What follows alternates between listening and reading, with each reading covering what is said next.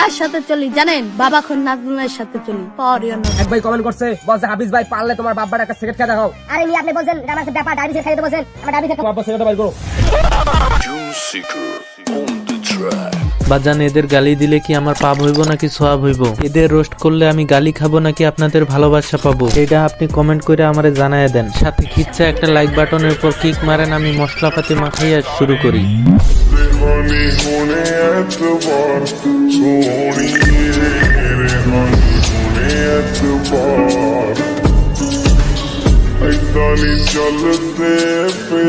আপনারা যারা ভিডিও দেখতেছেন কিন্তু চ্যানেলটাকে সাবস্ক্রাইব করেন, আপনাদের জন্য দোয়া করে দিলাম। এই শীতেও কলবালিশ কোলেনি, কাপাকাপি করে রাত পার করতে হবে, বউ তো দূরের কথা।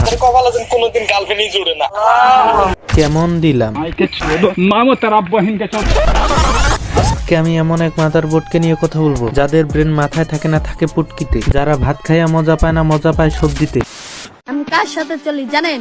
বাবা খুন নাজমুলের সাথে চলি। তা নাজমুলের পাওয়ার অন্যরকম, এটা বুঝলাম। পাওয়ারটা টেস্ট করছেন কোথায়? হাটে নাকি মাঠে, দিনে নাকি রাতে? কার সাথে চলি জানেন? বাবা খুন নাজমুলের সাথে চলি। লোকে বলে সেই একমাত্র সুখী মানুষ যার কোনো লজ্জা শরম নাই। ইস, আমিও যদি এরকম হতে পারতাম। ভাই যাই বলো না কেন, ওরা অনেক হার্ডওয়ার্ক করে এই পর্যন্ত আসছে। হার্ডওয়ার্কটা হোক গোপনে কিংবা ওপেনে। আর এই প্রতিভা পাইতে হলে জন্ম থেকে সামলেস হওয়া লাগে, ব্রেনলেস হওয়া লাগে, সাথে ফাদারলেস হওয়া লাগে। এই ডায়াবেটিস সেট খাইতে কইছে, ডায়াবেটিস সেট খাইতেছি, এটা আমাদের কোনো ব্যাপার না। ম্যাচটা কই, ম্যাচটা দাও। ও ম্যাচ আমার কাছে আছে, সিগারেট খাইতে আইতেছি। এটা আমার ছেলের কোনো ব্যাপারই না খাওয়া। মুরব্বি মুরব্বি, আপনার ছেলের খাওয়া কোনো ব্যাপারই না, এটা ঠিক আছে, কিন্তু ছেলেটা যে আপনার, এটার কোনো ভ্যালিডিটি আছে? থাকলে একটু কনফার্ম করেন। এটা ওর বাপ ঠিক আছে, কিন্তু কত নম্বর এটা নিয়ে আমি কনফিউশনে আছি। এই কথাটা বলার একটা কারণও আছে। সাধারণত একটা ছেলে আর তার বাবার মধ্যে এরকম কেমিস্ট্রি পসিবল না, তাই অবশ্যই এর মধ্যে ঘাবলা। জন্য আমি বলবো, ওই যেহেতু চ্যালেঞ্জ ভিডিও করে, আমি ওরা একটা চ্যালেঞ্জ দিলাম। ওরা আমারে এরপরের ভিডিওতে লাইভে আনে জিজ্ঞাসা করবি যে আমার আব্বা কয়টা আর এটা কয় নম্বর। আমার সামনে সিগারেট খেতেছি, আমার পাওয়ার এটা, এটা আমার লেভেল, এটা আমার কোয়ালিটি, এটা আমার আজকে খুশির দিনে তোমারই আগমনে ধন্য হলো এ ভূমি যে। ভাই কথায় আছে, এক পাগলের ভাত নাই আরেক পাগলের সাহায্যে। টিকটকটা যে কোনো সুস্থ মস্তিষ্কের মানুষ ব্যবহার করতে পারে না, এটা তার জলজান্ত প্রমাণ। দিন আগেও মেয়ে নিয়ে ঢলাঢলি করতো, আর এখন আসছে সেলিব্রিটি হইতে।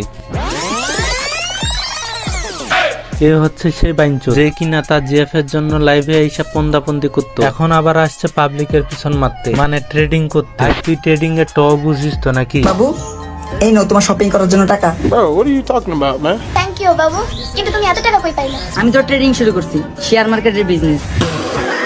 মানে বাজান চিন্তা করেন, ওরা যেখানেই যাবে ওইখানেই জ্বালা। আগে নিজে নিজের পিছন মারতো, এখন জনগণের পিছন মারার জন্য রেডি হয়ে আছে। ওদের আমি বাংলা ভদ্র ভাষায় কয়েকটা গালি দিলেও আমার কম হয়ে যাবে, তাই আমার ইচ্ছে বাইঞ্চোদের দুই গালে দুইটা থাপ্পড় মারা। আর এই মানসিক প্রতিবন্ধীদের নিয়ে একটা গানও বলা। বাবা তোমার দরবারে সব পাগল খেলা। বাজান, আজকের ভিডিওটা এই পর্যন্ত। ভিডিওটাতে লাইক সাবস্ক্রাইব করে দিয়েন। খুব শীঘ্রই আসতেছি নতুন কিছু পাগলদের নিয়ে। তো আজকের ভিডিও এই পর্যন্ত, আশা করি ভালো থাকবেন। আল্লাহ হাফিজ।